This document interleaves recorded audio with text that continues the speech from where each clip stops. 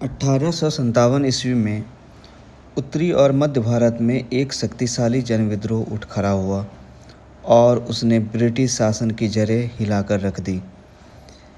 इसका आरंभ तो कंपनी की सेना के भारतीय सिपाहियों से हुआ, लेकिन जल्द ही एक व्यापक क्षेत्र के लोग भी इसमें शामिल हो गए।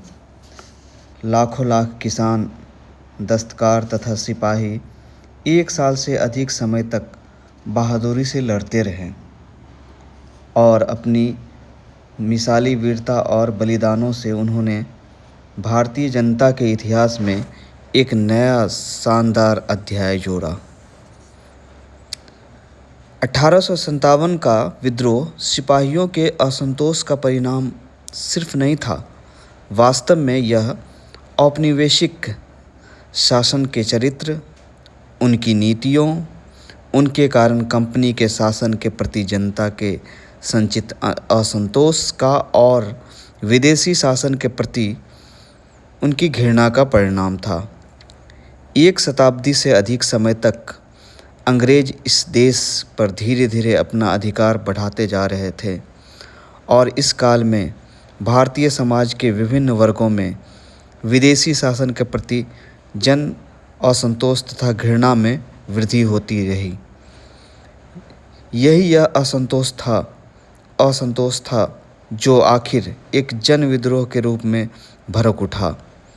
जन असंतोष का संभवतः सबसे महत्वपूर्ण कारण अंग्रेजों द्वारा देश का आर्थिक शोषण तथा देश के परंपरागत आर्थिक ढांचे का विनाश करना था। इन दोनों बातों ने बहुत बड़ी संख्या में किसानों, दस्तकारों तथा हस्तशिल्पियों को और साथ ही बड़ी संख्या में परंपरागत जमींदारों तथा मुखिया लोगों को निर्धनता के मुंह में झोंक दिया। आरंभ में ब्रिटिश शासन के विनाशकारी आर्थिक प्रभाव का एक अन्य अध्याय में वर्णन हुआ है। अंग्रेजों की जमीनें और राजस्व संबंधी नीतियाँ तथा कानून और प्रशासन की व्यवस्था इस असंतोष के अन्य समान कारण रहे।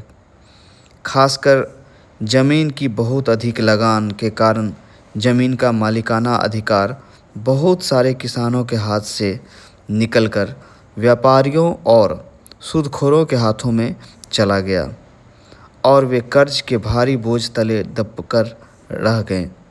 ये नए जमींदार उन परंपराओं से अपरिचित थे जो पुराने जमींदारों को किसानों से जोड़कर रखती थी और इसलिए उन्होंने लगान को बेपनाह बढ़ाकर किसानों को तबाह कर दिया।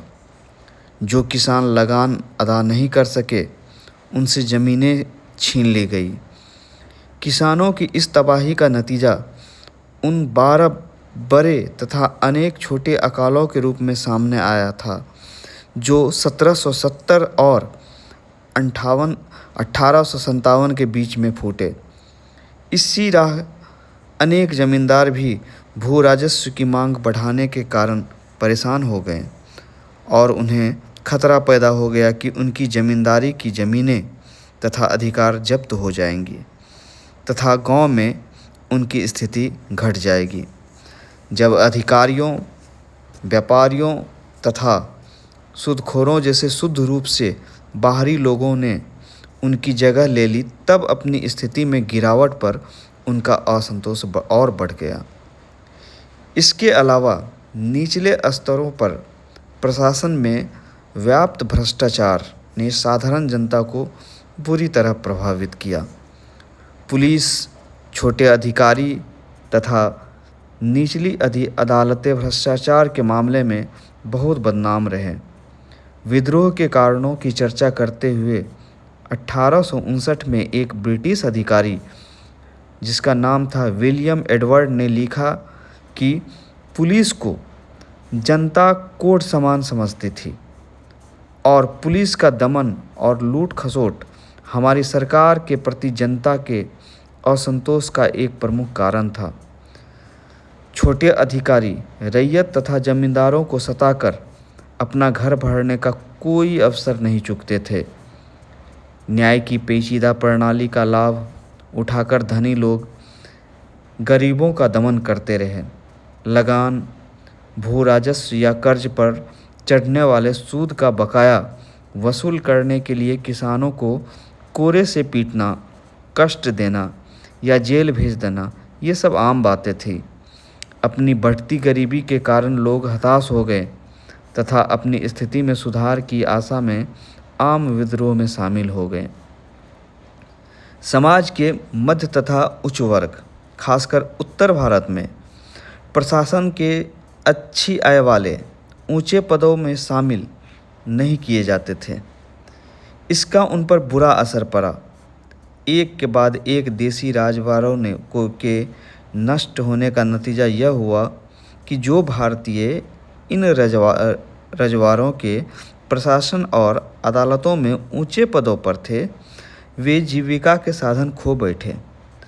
अंग्रेज़ों का अधिकार जमन के कारण जो लोग सांस्कृतिक गतिविधियों के जरिए जीविका कमाते थे, वे भी बर्बाद हो गए। भारतीय शासक कला और साहित्य के संरक्षक थे और विद्वानों, धर्मगुरुओं तथा फकीरों आदि की सहायता करते रहते थे।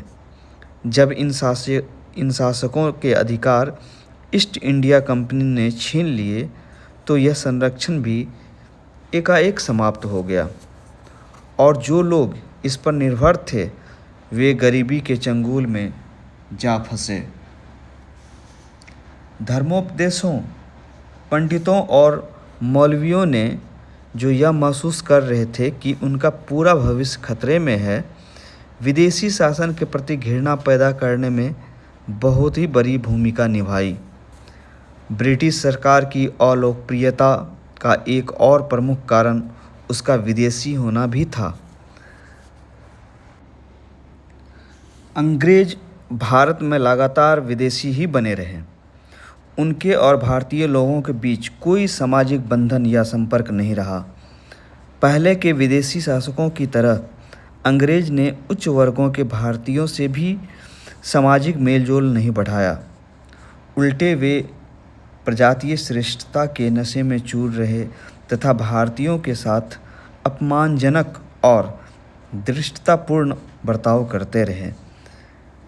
जैसा कि सर सैयद अहमद खान ने बाद में लिखा है, उच्चतम श्रेणियों के देसी लोग तक भी बिना अंदरूनी डर के साथ, बिना कांपे हुए कभी अधिकारियों के सामने उपस्थित नहीं हो सके। सबसे बड़ी बात यह है कि अंग्रेज भारत में बसने, इसे अपना घर बनाने नहीं आए थे।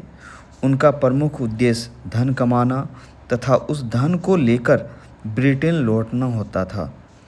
भारत की जनता अपने नए शासकों के इस मूल विदेशी चरित्र को अच्छी तरह पहचानती थी। उन्होंने कभी भी अंग्रेज़ों को अपना शुभचिंतक नहीं माना और उनके एक एक क्रियाकलाप को शंका की दृष्टि से देखते रहे। इस तरह उनके अंदर एक धुंधली सी ब्रिटिश विरोधी भावना पहले से मौजूद थी, जो 1857 के विद्रोह से पहले भी अनेक अंग्रेज विरोधी जनविद्रोहों में अभिव्यक्त होती रही। जनता के बीच बढ़ते असंतोष के इस काल में कुछ ऐसी भी घटनाएं हुई जिनसे अंग्रेज सेनाओं की अपराजयता का भ्रम टूट गया और लोगों में यह विश्वास पनपने लगा कि ब्रिटिश शासन के दिन अब बहुत थोड़े रह गए। जिसमें पहला अफ़गान युद्ध 1838 से 42, पंजाब के युद्ध 1845 से 49 तथा क्रीमियाई युद्ध 1854 से 56 में अंग्रेज सेनाओं को बुरी तरह से पराजय मिली। वर्ष 1855-56 में बिहार और बंगाल की संथाल जनजातियों के लोग कुल्हारे तथा तीर धनुष लेकर विद्रोह पर उतर आए और अपने क्षेत्र के कुछ समय के लिए ब्रिटिश शासन का सफाया करके उन्होंने एक जन विद्रोह की क्षमताओं को स्पष्ट कर दिया। हालांकि इन युद्धों में जीत आखिरकार अंग्रेज़ों की हुई और उन्होंने संथाल विद्रोह को भी कुचल डाला, फिर भी प्रमुख मुकाबलों में हुए नुकसानों से स्पष्ट हो गया कि एक एशियाई सेना भी डटकर लड़े तो अंग्रेज सेना को हरा सकती है। वास्तव में अंग्रेज़ों की शक्ति को कम समझकर भारतीयों ने इस समय एक बड़ी राजनीतिक भूल की। इस भूल की कीमत 1857 के विद्रोहियों को चुकानी पड़ी, परंतु साथ ही इस कारण ऐतिहासिक महत्व को भी नहीं भूलना चाहिए। जनता केवल इसलिए विद्रोह नहीं करती कि वह अपने शासकों को उखाड़ फेंकना चाहती है, इसके साथ ही उसमें यह भरोसा भी होना चाहिए कि यह काम वह कामयाबी के साथ कर सकती है। वर्ष 1856 में लॉर्ड डलहौजी ने अवध को ब्रिटिश शासन में मिला लिया। पूरे भारत में तथा ख़ास तौर पर अवध में इसकी तीखी प्रतिक्रिया हुई। विशेष रूप से इसके कारण अवध में और कंपनी की सेना में विद्रोह का वातावरण बन गया। डलहौजी के इस काम से कंपनी के सिपाही नाराज़ हो गए। इन सिपाहियों में 75,000 अवध के थे।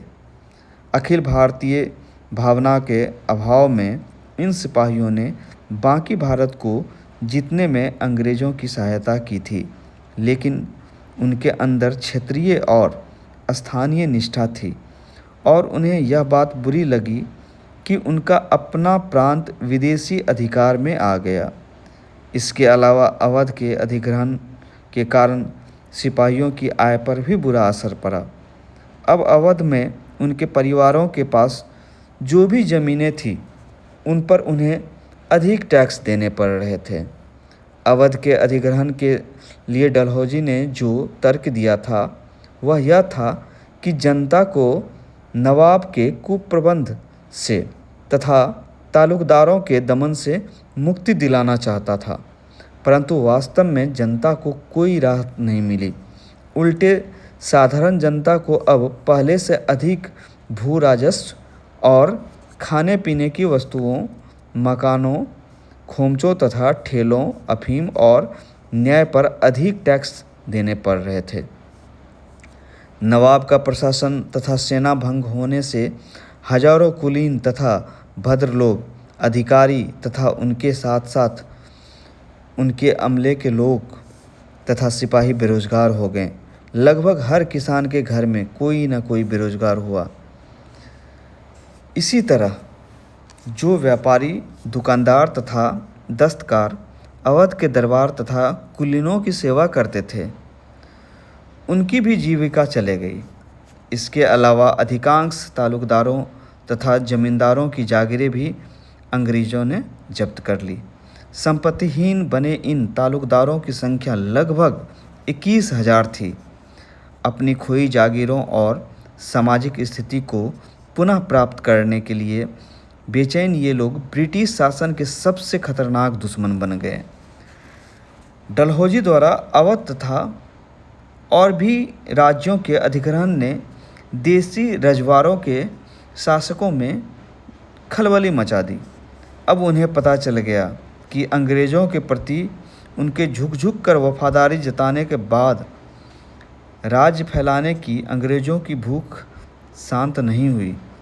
इससे भी अधिक महत्वपूर्ण बात यह हुई कि अंग्रेज़ों की राजनीतिक प्रतिष्ठा को बहुत बड़ा धक्का लगा, कारण कि भारतीय शासकों के प्रति अपने मौखिक या लिखित वादों तथा समझौतों को उन्होंने बार बार तोड़ा था। उनका राज्य हड़पा था या उनको अपना अधीन बनाकर उनके सरों पर अपने आदमी बिठा दिए थे।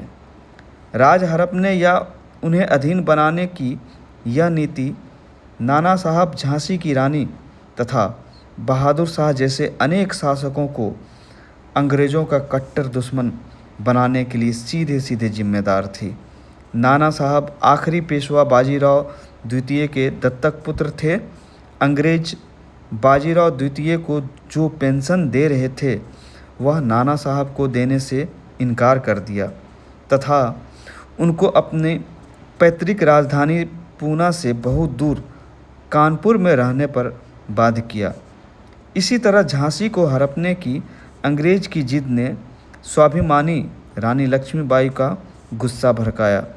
रानी की इच्छा यह थी कि उनके स्वर्गीय पति के सिंहासन पर उनका दत्तक पुत्र बैठे। वर्ष 1849 में डलहौजी ने मुगल वंश की प्रतिष्ठा पर यह घोषणा करके चोट की थी कि बहादुर शाह के उत्तराधिकारी को ऐतिहासिक लाल किला छोड़कर दिल्ली के बाहर कुतुब मीनार के एक बहुत छोटे निवास स्थान में रहना होगा। और 1856 में कैनिंग ने यह घोषणा की कि बहादुर शाह की मृत्यु के बाद मुगलों से सम्राट की पदवी छीन ली जाएगी और वे सिर्फ राजा ही कहे जाएंगे। ब्रिटिश शासन के विरोध में जनता के खड़े होने का एक प्रमुख कारण यह भी था कि इस शासन के कारण धर्म खतरे में था। इस भय का प्रमुख कारण उन ईसाइयों मिशनरियों की गतिविधियां थी जो हर जगह स्कूल, अस्पताल, जेल और बाज़ारों में देखे जाते थे। ये मिशनरी लोगों को ईसाई बनाने के प्रयास करते तथा हिंदू धर्म और इस्लाम पर सार्वजनिक रूप से तीखा और भोरा प्रहार करते थे। वे जनता की पुरानी और प्रिय परंपराओं और मान्यताओं की खुलकर हंसी उड़ाते और उनकी निंदा करते थे। साथ ही उन्हें पुलिस का संरक्षण प्राप्त था। उन्होंने जब कुछ लोगों का सचमुच धर्म परिवर्तन कराया तो जनता को अपना धर्म के सामने उपस्थित खतरे का जीता जागता प्रमाण मिल गया। जनता को आशंका थी कि विदेशी सरकार इन मिशनरियों की गतिविधियों को संरक्षण देती है। सरकार के कुछ कामों तथा बड़े अधिकारियों की कुछ गतिविधियों से इस आशंका को और बल मिला। वर्ष 1850 में सरकार ने एक कानून बनाया जिसके अनुसार धर्म बदलकर ईसाई बनने वालों को अपनी पैतृक संपत्ति में अधिकार मिल गया। इसके अलावा सरकार अपने खर्च पर सेना में ईसाई उपदेशक या पादरी रखती थी। अनेक नागरिक और सैनिक अधिकारी मिशनरी प्रचार को प्रोत्साहन देना तथा सरकारी स्कूलों और जेलों तक में ईसाई धर्म की शिक्षा की व्यवसाय करना अपना धार्मिक कर्तव्य मानते थे। अनेक लोगों की रूढ़िवादी धार्मिक और सामाजिक भावनाएं उन मानवतावादी उपायों के कारण भी भड़की जो सरकार ने भारतीय सुधारकों की सलाह पर किए। उनका मत था कि एक विदेशी ईसाई सरकार को उसके धर्म और उनकी परंपराओं में हस्तक्षेप करने का कोई हक नहीं था। सती प्रथा का उन्मूलन, विधवा पुनर्विवाह संबंधी कानून तथा लड़कियों के लिए पश्चिमी शिक्षा की व्यवसाय इन लोगों को ऐसे ही अनाधिकारी हस्तक्षेप की तरह लगे। पहले के भारतीय शासकों ने मंदिरों और मस्जिदों से जुड़ी जमीन को उनके पुजारियों या सेवा संस्थाओं को कर से मुक्त रखा था।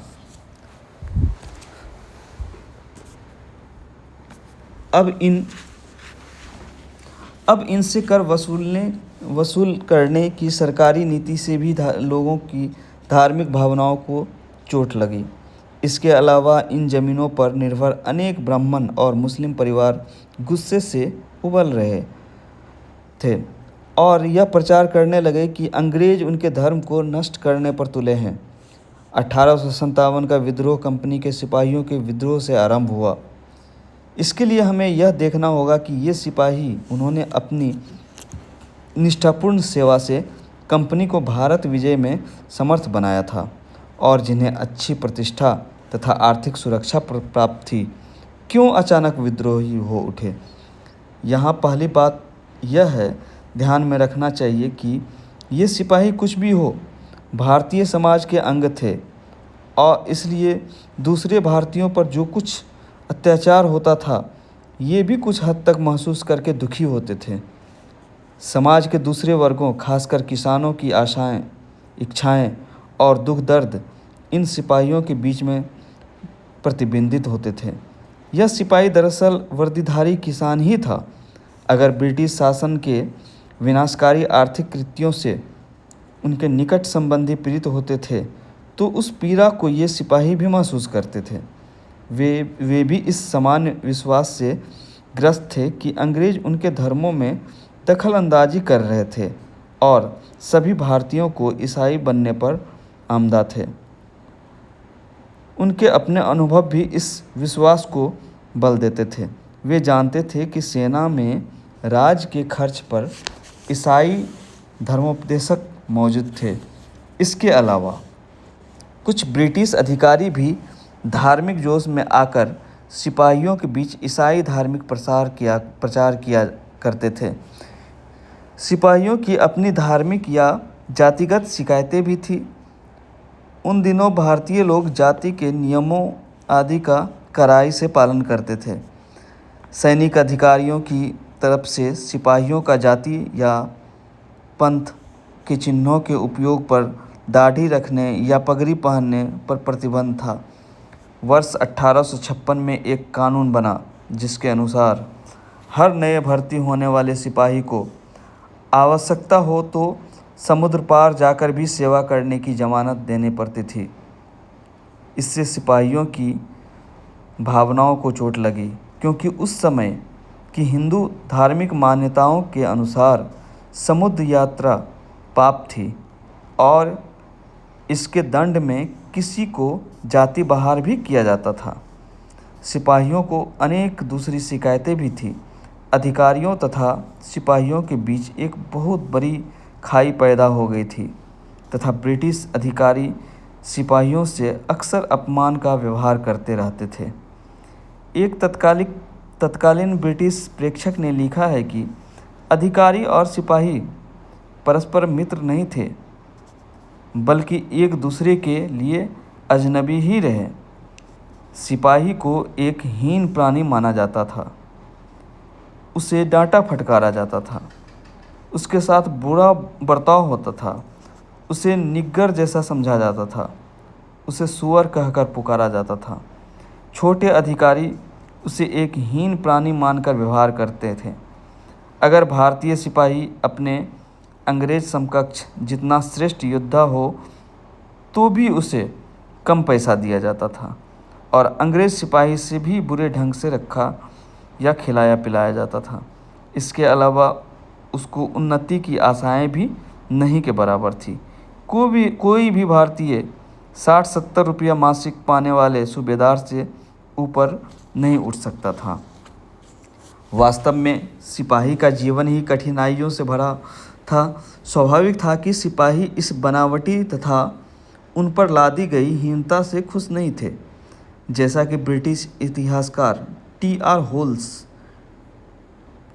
ने लिखा है, अगर यह हैदर जैसी सैनिक चतुरी का परिचय दे तो भी वह जानता है कि एक मध्य स्तरीय अंग्रेज अधिकारी जितना वेतन नहीं पा सकता और लगभग 30 वर्ष तक निष्ठापूर्वक सेवा करने के बाद जो पद वह प्राप्त करेगा वह भी उसे इंग्लैंड से नए आए किसी रंगरूट की हुक्म अदायगी से सुरक्षित नहीं कर सकेगा। सिपाहियों के असंतोष का एक और भी तत्कालिक कारण हाल में जारी वह आदेश था कि सिंध या पंजाब में तैनाती के समय उन्हें विदेश सेवा भत्ता नहीं मिलेगा। इस आदेश के कारण सिपाहियों को बहुत अधिक संख्या के वेतन में बड़ी कटौती हुई। अवध अनेक सिपाहियों का घर था। उसके हड़पे जाने से उनकी भावनाओं को आग की तरह भड़का दिया। वास्तव में सिपाहियों के असंतोष के पीछे एक लंबा इतिहास रहा है। बंगाल में बहुत पहले 1764 में ही एक सिपाही विद्रोह घटित हो चुका था। अधिकारियों ने 30 सिपाहियों को तोपों के मुंह पर बांधकर उड़ा दिया था और इस प्रकार विद्रोह को दबा दिया। वर्ष 1806 में वेल्लूर में सिपाहियों ने विद्रोह किया था, मगर भयानक हिंसा का सहारा लेकर इसे दबा दिया गया था और कई सौ सिपाही युद्ध में मारे गए थे। वर्ष 1824 में बैरकपुर में सिपाहियों की 47वीं रेजिमेंट ने समुद्री रास्ते से वर्मा जाने से इनकार कर दिया। यह रेजिमेंट तोड़ दी गई थी। उनके निहत्थे सिपाहियों पर तोपखानों ने गोले बरसाए और सिपाहियों के नेताओं को फांसी दे दी गई। 1844 में वेतन और बट्टा के सवाल पर 7 बटालियनों ने विरोध किया। इसी तरह अफगान युद्ध के दौरान अफगानिस्तान में तैनात सिपाही विद्रोह करने ही वाले थे। सेना में व्याप्त असंतोष को व्यक्त करने के लिए एक मुसलमान और एक हिंदू सूबेदार को गोली मार दी गई। सिपाहियों में असंतोष इस कदर था कि 1858 में बंगाल के लेफ्टिनेंट गवर्नर फ्रेडरिक हैलिडे को कहना पड़ा था कि बंगाल की फ़ौज कमोबेश बागी और हमेशा विद्रोह के लिए तैयार थी और तय है कि कभी न कभी अगर संयोगवश उत्तेजना तथा अवसर मिले तो वह विद्रोह कर बैठती। इस तरह बड़ी तादाद में भारतीय जनता तथा कंपनी के सिपाहियों के बीच विदेशी शासन के प्रति व्यापक और तीखी नापसंदगी बल्कि घृणा भी मौजूद थी। आगे चलकर सैयद अहमद खान ने अपनी पुस्तक college of the Indian mutiny में इस भावना को व्यक्त किया। क्या व्यक्त किया? धीरे धीरे यह सोच भारतीयों की आदत बन गई थी कि सभी कानून उन्हें नीचे गिराने और तबाह करने और उन्हें तथा उनके देशवासियों को उनके धर्म से वंचित करने की दृष्टि से बनाए गए हैं। अंत में एक समय वह आया जब सभी लोग अंग्रेज सरकार को एक धीमा जहर, रेत की रस्सी या आग की घातक लौ समझने लगे। वे यह मानने लगे कि अगर आज ये सरकार के चंगुल से बच भी निकली तो कल तो वे फंसेंगे ही, और अगर कल भी बच निकले तो तीसरे दिन उसकी बर्बादी अवश्य होगी। लोग सरकार में परिवर्तन होते हुए देखना चाहते थे और ब्रिटिश शासन की जगह दूसरे शासन के आने के विचार से दिल्ली खुशी महसूस करते थे। इसी तरह दिल्ली में विद्रोहियों द्वारा जारी एक घोषणा में कहा गया था, पहली बात यह कि हिंदुस्तान में जहां 200 रुपये मालगुजारी होनी चाहिए थी वहां उन्होंने 300 रुपये वसूले हैं, और जहां 400 रुपये होने चाहिए थे वहां 500 रुपये वसूले हैं, और अभी भी वे अपनी मांगे बढ़ाए जाने पर अड़े हुए हैं। जनता को भिखमंगा बना दिया गया है। दूसरे, उन्होंने चौकीदारी टैक्स को 2 गुना, 4 गुना और 10 गुना तक बढ़ा दिया और जनता को तबाह करना चाहते हैं। तीसरे, सभी प्रतिष्ठित और विद्वान लोगों की रोजी मारी गई है तथा लाखों लाख लोग जीवन की आवश्यकताओं से वंचित है। जब रोजी के तलाश में कोई एक ज़िले से दूसरे ज़िले में जाना चाहता है तो हर प्राणी पर सड़क की चुंगी के नाम पर 6 पाई ली जाती है तथा उसे हर गाड़ी पीछे 4 से 8 आने तक देने पड़ते हैं। केवल वे लोग ही जो ये सब चुकाते हैं सार्वजनिक सड़कों पर यात्रा करने की छूट पाते हैं। हम अत्याचारियों के दमन का कहाँ तक वर्णन करें। धीरे धीरे स्थिति यहाँ तक आ गई कि यह सरकार हर व्यक्ति का धर्म नष्ट करने पर तुली है। 1857 का विद्रोह ब्रिटिश नीतियों और साम्राज्यवादियों शोषण के प्रति जन असंतोष का उभार था, परंतु यह आकस्मिक घटना नहीं थी। लगभग 1 शताब्दी तक पूरे भारत में ब्रिटिश आधिपत्य के विरुद्ध तीव्र जन प्रतिरोध होते रहे थे। बंगाल और बिहार में जैसे ही ब्रिटिश शासन स्थापित हुआ, सशस्त्र विद्रोह शुरू हो गए और जैसे जैसे यह नए क्षेत्रों में जीतता गया वहाँ भी ये विद्रोह फूटते गए। देश के किसी न किसी भाग में सशस्त्र विरोध के बिना शायद ही कोई साल या एक बड़े विद्रोह के बिना शायद ही कोई दशक गुजरा हो। 1763-1856 के बीच 40 से अधिक बड़े विद्रोह और सैकड़ों छोटे विद्रोह हुए। इन विद्रोहों का नेतृत्व अक्सर राजा, नवाब, जमींदार, भूस्वामी और पुलिगार करते थे, मगर लड़ने वाले फौजों में किसान, दस्तकार, भारतीय शासक या जागीर शास्त्रागार से वंचित कर दिए गए जमींदार और पुलिगारों के भूतपूर्व सैनिक होते थे।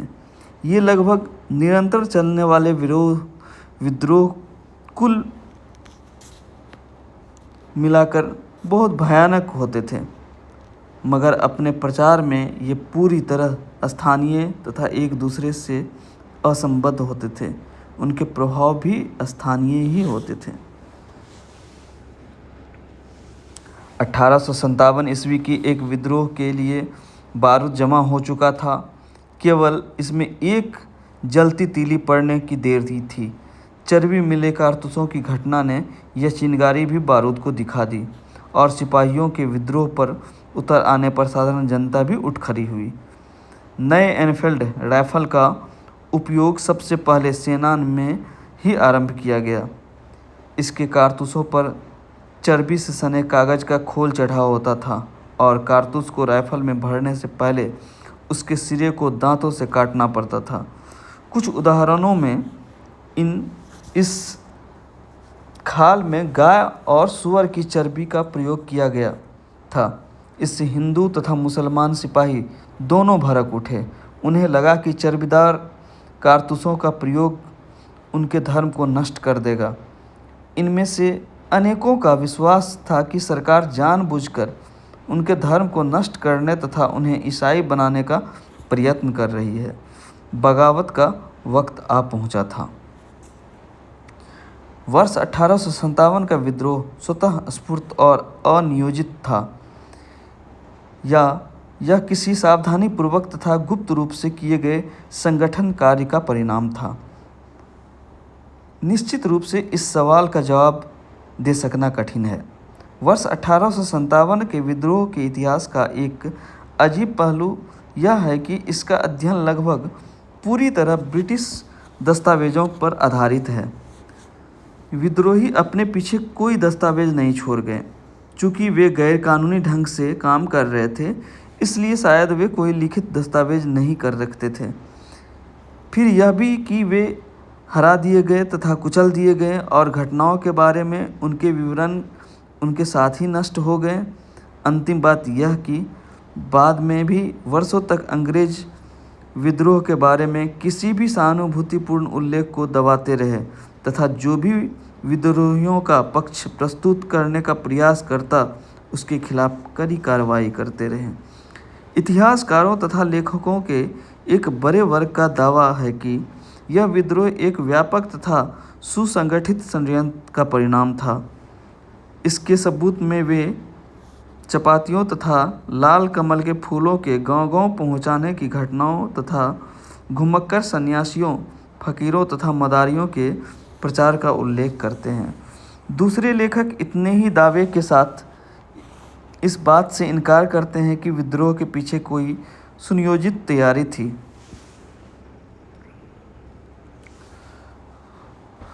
उनका कहना है कि विद्रोह से पहले या बाद में भी यह रद्दी कागज़ का एक टुकड़ा तक ऐसा नहीं मिला जिससे सुसंगठित षड्यंत्र का संकेत मिलता।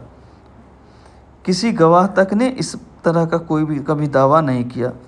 विद्रोह का आरंभ 10 मई 1857 को दिल्ली से 36 मील दूर मेरठ में हुआ। फिर यह तेज़ी से बढ़ता हुआ पूरे उत्तर भारत में फैल गया। जल्द ही उत्तर में पंजाब से लेकर दक्षिण में नर्मदा तक तथा पूर्व में बिहार से लेकर पश्चिम में राजस्थान तक एक विस्तृत भूभाग इसकी चपेट में आ गया। मेरठ में विद्रोह के भड़कने से पहले भी बैरकपुर में मंगल पांडे शहीद हो चुके थे। वे एक नौजवान सिपाही थे जिनको अकेले विद्रोह करने तथा अपने अधिकारियों पर हमला करने के कारण 29 मार्च 1857 को फांसी दे दी गई। ये तथा ऐसे ही अनेक घटनाएं इस बात का संकेत थी कि सिपाहियों में असंतोष तथा विद्रोही भाव पक रहे थे। फिर इनके बाद मेरठ में विस्फोट हुआ। 24 अप्रैल को तीसरी देसी घुड़सवार सेना के 90 लोगों ने चर्बीदार कारतूस लेने से इनकार कर दिए। इनमें से 55 को 9 मई को बर्खास्त करके 10-10 साल की बामशक्कत सजाएं दी गई और जंजीरों में जकड़ दिया गया। इससे मेरठ में तैनात भारतीय सिपाहियों में एक आम विद्रोह भड़क उठा। फिर अगले ही दिन 10 मई को उन्होंने अपने कैदी साथियों को छुड़ा लिया, अपने अधिकारियों को मार डाला तथा विद्रोह का झंडा बुलंद कर दिया। फिर जैसे कि कोई चुंबक उनको खींच रहा हो, वे सूर्यास्त के बाद दिल्ली की ओर चल पड़े। मेरठ के सिपाही जब अगले सुबह दिल्ली में दिखाई पड़े तो वहाँ की पैदल सेना आकर उनके साथ मिल गई। उन्होंने अपने यूरोपीय अधिकारियों को मार डाला और शहर को घेर लिया। बागी सिपाहियों ने बूढ़े और शक्तिहीन बहादुर शाह जफर को भारत का सम्राट घोषित कर दिया। दिल्ली जल्द ही इस महान विद्रोह का केंद्र बन गई तथा बहादुर शाह इसके महान प्रतीक बन गए। इस अंतिम मुगल बादशाह को जिस तरह स्वतः स्फूर्त ढंग से देश का नेता बना दिया गया, वह इस तथ्य का प्रमाण था कि मुगल खानदान के लंबे शासन ने इस खानदान को भारत की राजनीतिक एकता का प्रतीक बना दिया था। केवल इस एक कार्य के द्वारा सिपाहियों ने एक फौजी विद्रोह को एक क्रांतिकारी युद्ध में बदल दिया। यही कारण है कि पूरे देश में विद्रोही सिपाहियों के कदम अपने आप दिल्ली की ओर मुड़ गए और विद्रोह में भाग लेने वाले सभी भारतीयों राजाओं ने मुगल सम्राट के प्रति अपनी वफादारी घोषित करने में कतई देर नहीं लगाई। फिर सिपाहियों के कहने पर या संभवतः उनके दबाव में बहादुर शाह ने भारत के सभी राजाओं और सरदारों को पत्र लिखा और उनसे आग्रह किया कि ब्रिटिश साम्राज्य से लड़ने और उनको हटाने के लिए वे भारतीय राज्यों का महासंघ स्थापित करें। जल्द ही बंगाल पूरी सेना विद्रोह में शामिल हो गई और यह तेज़ी से फैल गया। अवध, रुहेलखंड, दोआब, बुंदेलखंड, मध्य भारत, बिहार का एक बड़ा भाग और पूर्वी पंजाब, इन सभी जगहों पर ब्रिटिश साम्राज्य चरमरा उठा। अनेक रजवाड़ों में शासक तो अंग्रेज मालिकों के प्रति वफादार बने रहे, मगर उनकी फ़ौजों में विद्रोह भड़क उठा या भड़कने के करीब आ गया। इंदौर के अनेक फौजी विद्रोह करके सिपाहियों से आ मिले। इसी तरह ग्वालियर के 20,000 से अधिक फौजी तात्या टोपे और झांसी की रानी के साथ चले गए। राजस्थान तथा महाराष्ट्र के अनेक छोटे सरदार अपनी जनता का भरोसा पाकर विद्रोही बन गए। उनकी यह जनता अंग्रेज़ों की कट्टर दुश्मन थी। हैदराबाद तथा बंगाल में भी छिटपुट विद्रोह हुए। यह विद्रोह जितना अधिक व्यापक था, उतनी ही इसमें गहराई भी थी। पूरे भारत और मध्य भारत में सिपाहियों के विद्रोह ने नागरिक जनता को भी आम विद्रोह के लिए प्रेरित किया। सिपाहियों तथा ब्रिटिश सत्ता के समाप्त किए जाने के बाद साधारण जनता भी हथियार लेकर उठ खड़ी हुई और अक्सर बल्लमों, कुल्हारों, तीर धनुष, लाठियों, हसिया और देसी बंदूकों के साथ लड़ती रही। लेकिन अनेक जगहों पर सिपाहियों से भी पहले या जहां कोई फौज तैनात नहीं थी, वहां भी जनता ने विद्रोह का आरंभ किया। किसानों, दस्तकारों, दुकानदारों, दिहाड़ी वाले मजदूरों और जमींदारों की व्यापक भागीदारी ऐसी चीज़ थी जिसने विद्रोह को उसकी वास्तविक शक्ति दी तथा इससे जन विद्रोह का चरित्र भी दिया। खासकर उन क्षेत्रों में जो आज उत्तर प्रदेश तथा बिहार में शामिल है। इन क्षेत्रों में किसानों तथा जमींदारों ने सूदखोरों तथा अपनी ज़मीन से बेदखल करने वाले नए जमींदारों पर हमला करके अपनी तकलीफ़ों को खुलकर जाहिर किया। विद्रोह का लाभ उठाकर उन्होंने सूदखोरों की खाता बहिया तथा फर्जी के दस्तावेजों को नष्ट कर दिया। उन्होंने अंग्रेजों द्वारा स्थापित अदालतों, तहसील कार्यालयों, मालगुजारियों के दस्तावेजों तथा थानों पर हमले किए। यह भी एक महत्वपूर्ण बात है कि अनेक लड़ाइयों में समान जनता की संख्या सिपाहियों से कई बहुत अधिक ज़्यादा थी। एक अनुमान के अनुसार अवध में अंग्रेजों से लड़ते हुए मरने वाले लगभग 1,50,000 लोगों में 1 लाख से अधिक सामान्य नागरिक थे।